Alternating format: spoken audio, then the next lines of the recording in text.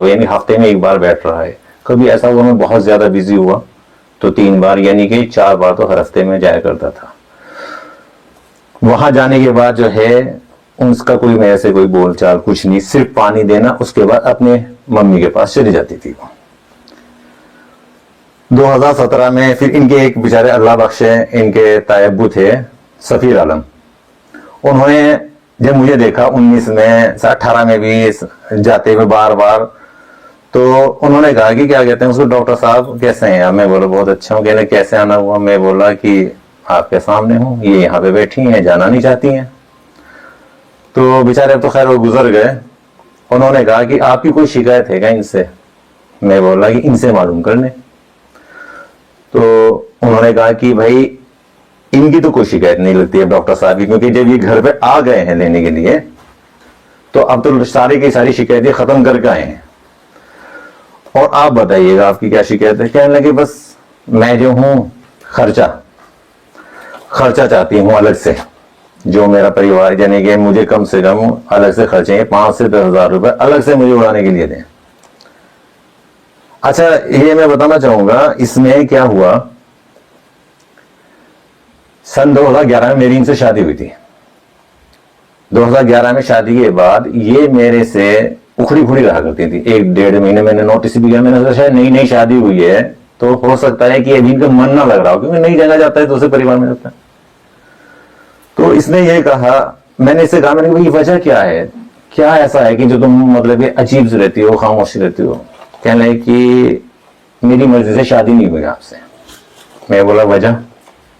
क्योंकि मेरा कहीं और से रिश्ता आ रहा था, उन माँ बापों ने नहीं करा, लेकिन आपसे किया, लेकिन मेरा बिल्कुल मन नहीं है, क्योंकि मैं प्यार किसी और से करती होगी।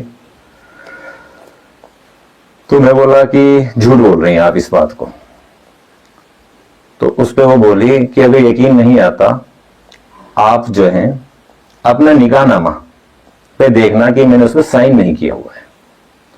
उसने निकाहनामा पे बिल्कुल भी साइन, मैंने हैरत में पड़ गया, मैं तो तुरंत जो है निकाल के लेकर आया। मैंने देखा वाकई में, मैंने ये क्या करा तुमने? कहने लगी क्या कहते हैं उसको, जब मेरी मर्जी नहीं थी मैंने निकाहनामा पे साइन ही नहीं करा। तो मैं बोला फिर? कहने लगे क्या कहते हैं उसको, मुझे जो है कैसे भी करके जो है वो करो, हाँ यानी कि घर पे छोड़ दो मुझे।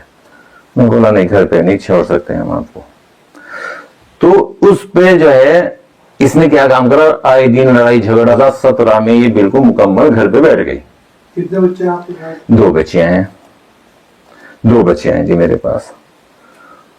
फिर मैंने इसके पास जी, जब ये कई बार बुलाने पे भी नहीं आई ना, तो मैंने वाद 554/20 यानी कि सन 2020 में इसके ऊपर जो है एक मुकदमा किया कि ये आ जाए मेरे पास। हक्के जोजा कहते हैं उसको, मुकदमे का नाम हक्के जोजा होता है, लेकिन वो पत्नी को अपने यानी कि पास बुलाने के लिए होता है ससुर मायके में से। तो ये चलता रहा। उसके बाद इसमें फैसलानामा हमारा जमा हो गया। कहने लगे चलो मैं आ जाती हूँ। आने के ये आ गई थी, हफ्ते के लिए आ गई थी। हफ्ते के लिए आने के बाद इसने क्या कहा कि क्या कहते मैं कुछ दिन के लिए घर जा रही हूँ। फिर घर जाके बैठ गई। उसके बाद जो है मैं परेशान, कभी चाचाओं को मैं कहूँ, मैंने कहा भाई जाके बात करो, ऐसे कैसे काम चलेगा, 2 बच्ची हैं, एडमिशन भी हैं उसके। मैंने इसको कहा कि मैंने कहा एक बात सुन फौजिया, तू जो है ना अपना ना ख्याल रख, तू बच्चों का तो रख ले ख्याल।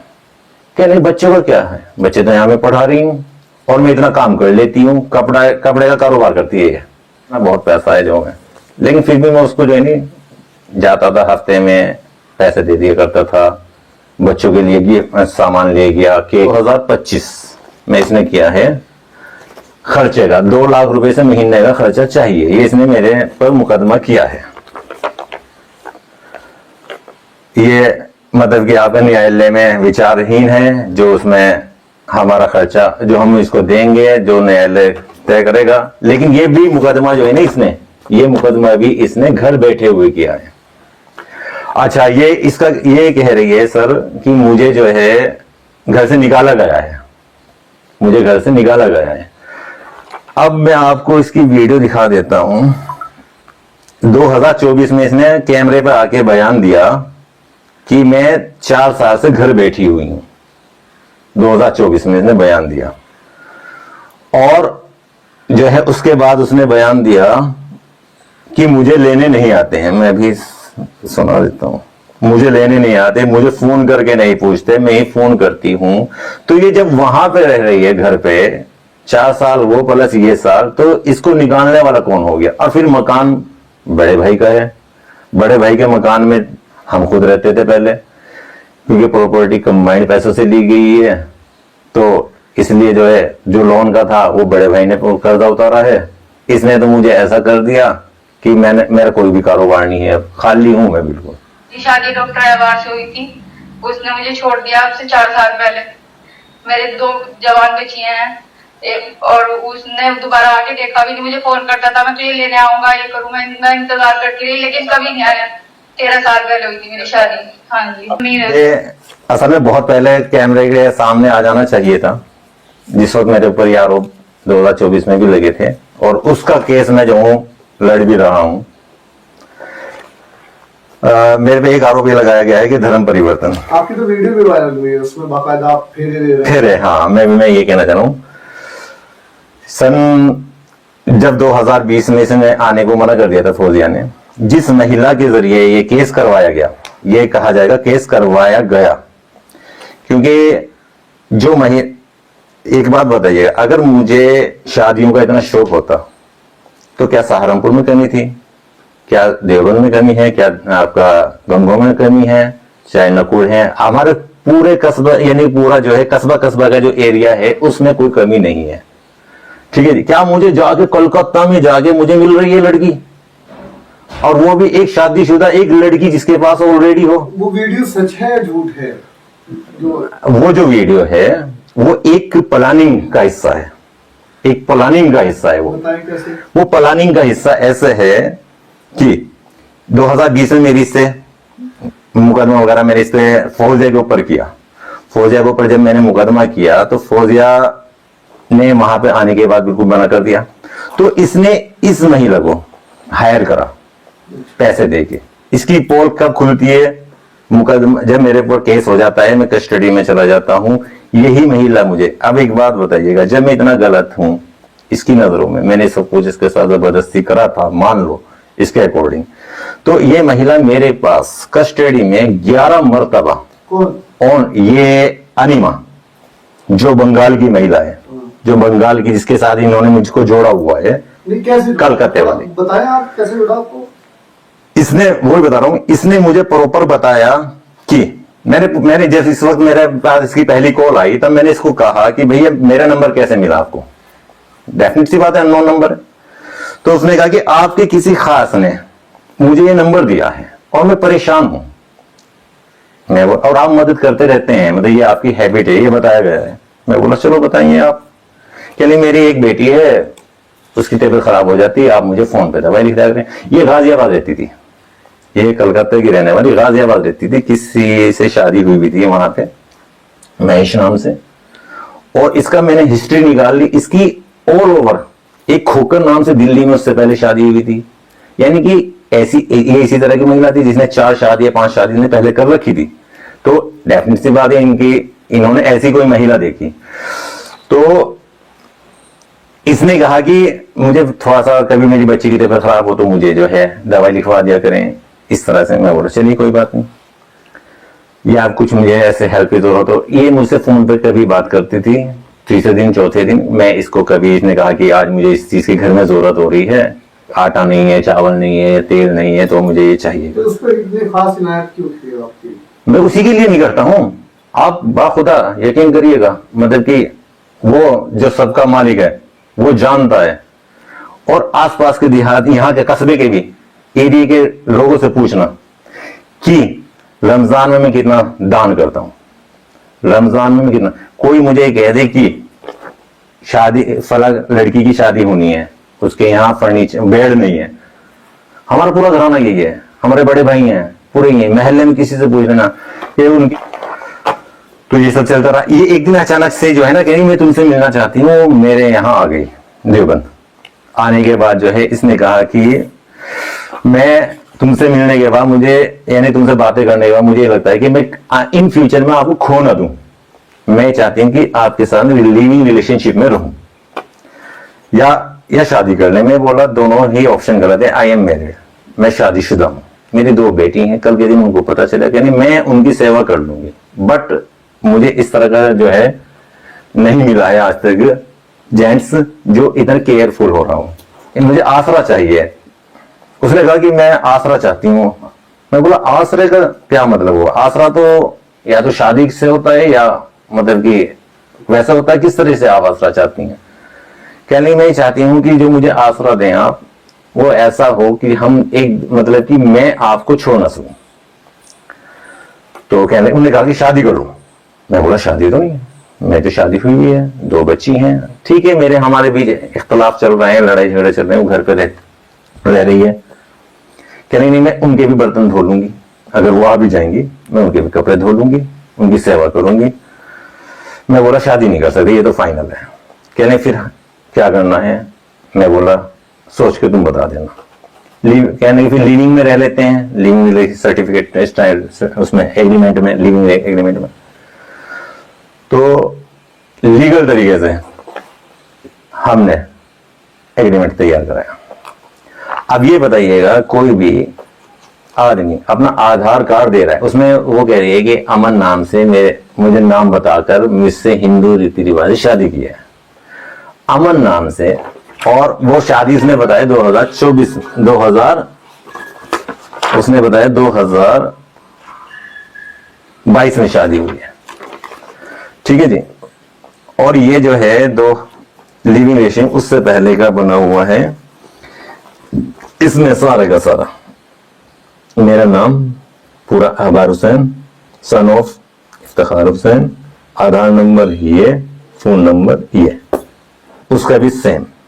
फिर हमारे रिलेशन में जो कंडीशंस थी, किस तरह हमें रहना है, किस तरह जिम्मेदारी निभानी है, वो कितनी हमारे मतलब लिमिटेशन हमारी कितनी है वो।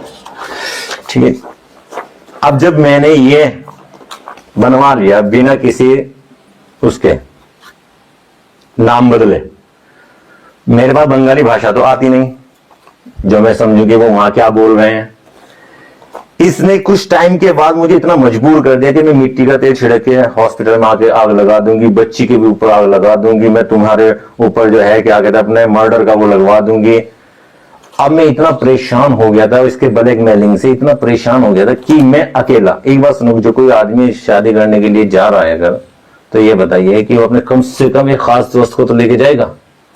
लेकिन मैं सिर्फ अकेला तन्हा गया रही वहां, क्योंकि मुझे था कि इस वक्त इस कंडीशन से निकलना है मुझे। मतलब खुश हो रहा है, खुश होने के बाद डांस वांस पूरा हो रहा है, लेकिन मेरा चेहरा जो था वो मुझे पता मेरे ऊपर क्या बीत रही थी उस समय। शादी हो गई, शादी में पंडित जी जो है वो मेरा नाम क्या ले रहे हैं मुझे तो ये भी नहीं पता, क्योंकि वो बंगाली भाषा में या फिर उसमें बोल रहे थे संस्कृत भाषा में। संस्कृत भाषा में बंगाली भाषा नाम लेने के भी डिफरेंस तरीका होता है। अगर सपोज वो एक हमारे नाम कोई लेगा तो उसका वह नहीं, पंजाब में अगर कोई मेरा ही नाम लेगा वो मेरे को नहीं समझ में आएगा कि वो मुझे कह रहा है क्या, क्योंकि सबकी लय अलग होती है।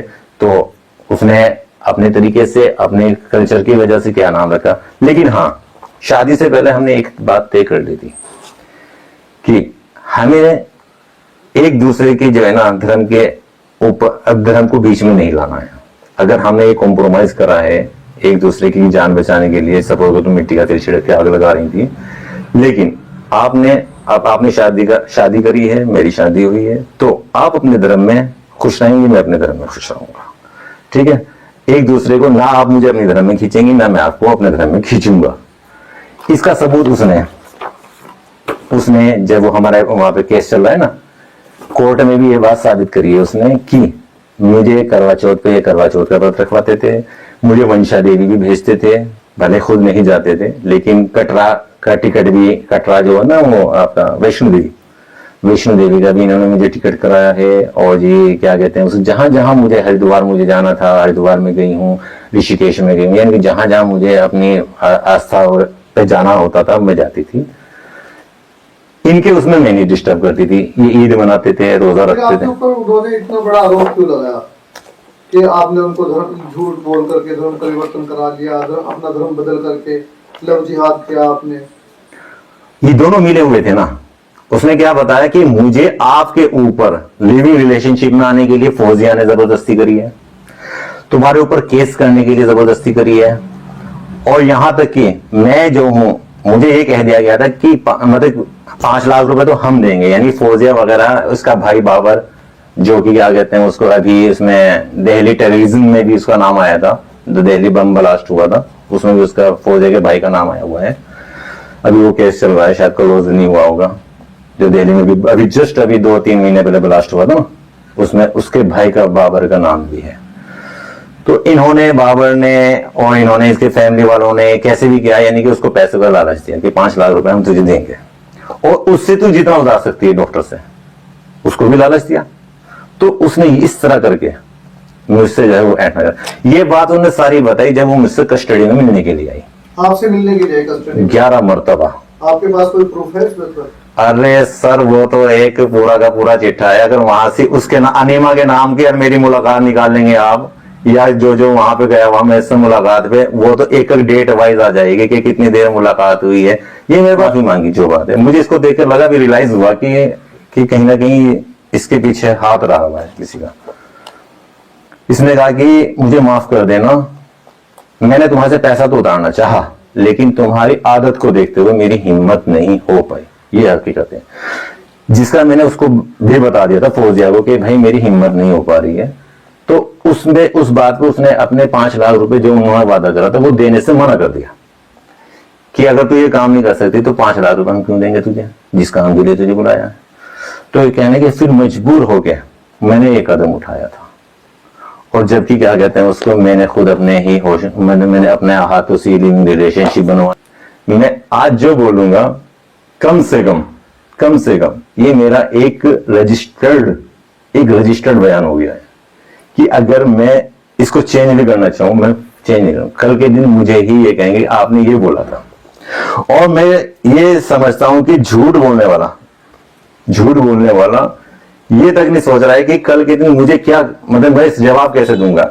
2024 में फौजिया और अनीमा और बाबर, ये तीनों चारों आदमी मिलके मेरे ऊपर केस करते हैं। 1 जुलाई को केस इन्होंने मेरे ऊपर किया, फौजिया उसके साथ। अब देखो फौजिया वरना मतलब गलत हुआ किसके साथ, अनीमा कलकत्ता वाली लेडीज के साथ है, उसका फौजिया से क्या लेना केस के साथ। एक नॉर्मल सी बात है, वो कलकत्ता में रहने वाली, उसके साथ गलत भी हो गया तो वो अकेली जाएगी या अपने ही धर्म के कम्युनिकेशन के साथ जाएगी। उसके साथ ये बताओ तो कोई भी उसके धर्म का कम्युनिटी नहीं गया। ठीक, कौन गया, फौजिया और बाबर। साल से मुझे घर पे बिठा रखा है, मुझे लेने नहीं आता है। मैं कॉल करती हूँ, कहता है कि मैं लेने आ जाऊंगा, लेकिन लेने नहीं आता है। आपने कई शादियां की हैं। और नहीं, अभी लेटेस्ट बताऊंगा मैं आपको सर, ये जो कल की वीडियो जो हुई है इसमें इसने क्या कहा है, इसमें इसने कहा है कि क्या कहते हैं उसको, मैं यही रह रही थी, गंगों में रह रही थी। मतलब कितना, यानी कि जो वहां रह रही है सरसावे, वो इतनी जल्दी गंगों में भी रहने लगी है। और फिर मतलब कि भाई के नाम मकान। आपने ये भी आरोप लगाया कि आपने कई शादियां की हैं, शादी करने का शौक है आपको। पर एक और थोड़ा सा भी अगर दिमाग लड़ाएंगे कि फौजिया इस मैटर में है और अनीमा इस मैटर में है। फौजिया की गवाही जो चल रही है अनीमा के केस में चल रही है, और ठीक है ना। तो ये दोनों कौन है भाई, सपोज करो कि क्या कहते हैं उसको, अनीमा को कैसे भी करके इन्होंने इन्वॉल्व करा, और फौजिया दोनों एक केस लड़ रही हैं। ये दोनों एक केस लड़ रही हैं, मतलब ये देखो दोनों एक केस लड़ रही हैं। तो ये दोनों तो एक ही पार्टी हो गई है ना। अब आ जाइएगा, ये लास्ट टाइम इन्होंने कहा कि शाहिना से, हॉस्पिटल में रहने वाली लड़की से शादी की है। इस फौजिया ने, हम वो कहते हैं ना कि जिस बहू को नहीं रहना होता है वो कड़ियों में सांप बताती है। ये बहुत पुरानी कहावत मशहूर है। लेकिन अब क्योंकि कड़िया तो रहे नहीं सर, अब लैंडर हो गए, तो जिस बहू को नहीं रहना होता है वो मर्दों में कमी बताती है। इसने शाहिना के साथ शाहिना के बारे में इतना बुरा कि इससे शादी कर रखी है, हॉस्पिटल सारी प्रॉपर्टीज के नाम कर दी है, इसी के साथ रहेगा, इससे छुप छुप के शादी कर रखी है, इसके कभी कहती थी इसके माँ बाप को पता है, शादी कर रखी है। ठीक है जी सर। अब इस लड़की का क्या कहना था कि आप फौजिया से मैटर सोल्व कर लें पहले आप, क्योंकि लगता नहीं वो रहेगी जिस तरीके से वो आपको बदनाम करने में लगी हुई है। जैसे ही आपका सोल्व हो जाता है, अलग अलग हो जाते हैं, उसके बाद हम शादी करेंगे, क्योंकि हम एक दूसरे के लिए बदनाम हो चुके हैं। मैंने घर पे बात रखी, उनके भी मैंने घर बात रखी। मैंने कहा ये विचार हो रहा है। कह रहे भाई देखो सुनो, तुम दोनों अगर नहीं भी शादी करोगे, जब भी तुम्हारे ऊपर ही आरोप लगता आ रहा है सन 2015 से, और तुम कर लोगे तो ये जबान बंद हो जाएगी। तो फिर हमने इसके मुकदमा करने के बाद, फौजिया के मुकदमा करने के बाद, मेरे ऊपर जो इसने खर्चे का मुकदमा कराए, उसके 8 यानी 5 महीने 6 महीने के बाद हमने फिर ये शादी करी। शादी करने के बाद खुश है, मस्त है, अल्लाह का शुक्र है, ऊपर वाला खुश रखे। तो जो आरोप आप पे लग रहे हैं, लगातार मीडिया ट्रायल हो रहा है, उसके बारे में आप क्या कहेंगे? न्यायालय में केस चल रहा है, उसके बाद भी ये हो रहा है, तो क्या कहेंगे आप? भाई इनका जो है ना, देखो सुनो, या तो इनको न्यायपालिका पे यकीन नहीं रहा, सीधी सी बात है। ये कर रहे हैं मतलब कि आपका एक तरीके से क्या बोलना चाहिए आम भाषा में, लोफरगिरी। जिस तरह इंस्टाग्राम पे लोग वीडियो बना रहे हैं ना, डांस करते हुए, कोई कम कपड़ों में, कोई ज्यादा कपड़ों में, नाच कहते हैं इसको। भाई जब तुमने केस उसमें डाल दिया न्यायपालिका में, ठीक है, कोर्ट में तुमने केस डाल दिया है, तो तुम ये सब करने की क्या जरूरत पड़ रही है मीडिया पे आके बयानबाजी करने की? जिस चीज के तुमने आरोप लगा दिए, उस चीज के आरोप के मेरे ऊपर जो है केस चला हुआ है। अच्छा एक बात और कही इन्होंने कि मेरी गवाही बदलवाने के लिए इन्होंने मुझे घर से निकाला। चिड़े हैं ताकि मैं गवाही बदल दूं। फरवरी 2025 में इसकी फौजिया की 2025 में कोर्ट में लीजिएगा सर, इसका बयान हो चुका, ठीक है ना, इसका बयान हो चुका। अब इसको मैं क्या बदलवाऊंगा? यानी कि एक साल से ज्यादा हो चुका है सर इसमें। तो अब आप ये बताइए कि वो जो इसने आरोप लगाए, या तो ये कह दो कि कोर्ट कचहरी कुछ नहीं है, हम जो फैसला करेंगे वही सही है, झूठ बोल रहे हैं, हम सच बोल रहे हैं, कैसे भी आरोप लगा रहे हैं। लेकिन ये जिस तरह मैं बता रहा हूं ना, कि जिस तरह वो पहले मिसाल मशहूर थी कि जिस लेडीज को, जिस बहू को नहीं रहना होता है, कड़ियों में सांप बताती है कि सांप था, और अब क्योंकि कड़ियां नहीं रही हैं, लैंडर हो गए, तो वो हस्बैंड में कमियां बताती है कि ये इसका 10 के साथ चक्कर इसका। अच्छा आपने अभी मेरे से एक सवाल पूछा सर, मुझे बहुत अच्छा लगा। आपने मेरे से सवाल पूछा कि आपकी इतनी सारी शादियों के बारे में चर्चा रहती है। मैंने आपको बता दिया, अनीमा जो कलकत्ता की है और फौजिया तो एक पार्टी है, और एक मेरी शादी शाइना से हुई है, ठीक है जी। अब आप ये बताइएगा सिर्फ 2 के अलावा और कौन सामने आ रहा है? एक इन्होंने बताया था कि मामा की लड़की के साथ भी सन 2019 में केस हुआ था। इसको ये तो पता नहीं वो केस मेरा कब बरी हुआ है, जब अपना घर पड़ी है, मेरे से मतलब नहीं है। उसमें बाकायदा डिसीजन जो आया था वो ये आया था कि पैसों की लेन देन की वजह से, क्यों कोई प्रूफ नहीं था, एक देखो आरोप लगा दिया, ठीक है, पैसों की, यानी मामा ने जो है ना अपनी बड़ी बेटी की शादी में जो पैसा लिया था, उसके पैसे की लेन देन के चक्कर में उसने छोटी बेटी को यूज करा है उस केस में, वो बरी हो गया। वहां पे बाकायदा इसका भी बयान है, इसमें पूछा है हमारे वकील साहब ने इससे कि वो जो आपने आरोप आप बताया है कि मामा की लड़की के साथ केस चल रहा था, वो उसमें क्या पता है आपको, कितना पता है? कहने मुझे तो कुछ पता नहीं। तो उन्होंने फिर कहा कि उन्होंने बाकायदा उसका डिसीजन भी डिटेल करके दिया है कि फला डेट में डिसीजन हुआ है, उसमें बरी हुए हैं, और उसमें जो रीजन दिया गया है वो ये दिया गया है कि पैसों का लेन देन की वजह से हमने वो किया है। इस लड़की का मुझे बता यूज कर रहे हैं। और एक अय्याशी के बारे में बताऊंगा। अय्याशी, पत्रकार साहब मैं आपसे एक बात पूछूंगा, एक तो होती है शादी करना, शादी करके घर बसाना, एक होता है अय्याशी करना। अय्याशी जो करना होता है मेरे ख्याल से, जहां तक मैं समझता हूं, जहां वो ये वाली होती होगी ना कि हमने एक के साथ अब संबंध बनाए, उसे छोड़ दिया, दूसरे के साथ संबंध बनाए, चाहे वो पैसों पे बनाए चाहे वो कैसे बनाए, उसे अय्याशी मेरे ख्याल से बोलते हैं। और जो मतलब कि शादी कर लेता है उसे अय्याशी कहेंगे या क्या कहेंगे? ऐसा मतलब एक छोटे से मैं बात पूछना चाह रहा हूँ सर। उनकी तलाश अच्छा अच्छा, हाँ हाँ, ये कहें वो तो कट जाएगा ना। ठीक है, अब जो है जिसे अय्याशी करनी होती है वो हमेशा इन्हें अपने पल्ले नहीं बांधना चाहता सर, मैं आपको बताऊं, वो घर में नहीं लाना चाहता है, वो उसके साथ यानी शादी नहीं करता है, वो उसको टालने की कोशिश करता है। लेकिन जो अपना घर बसाना सोचता है उसे अय्याशी नहीं कहते। अगर हर कोई घर बसा रहा है, अगर इनकी नजरों में ये अय्याशी है, तो इनकी जहनियत का अंदाजा देख लीजिएगा आप कितना गंदा होगा। सपोज करो मैंने किसी लड़की से मेरे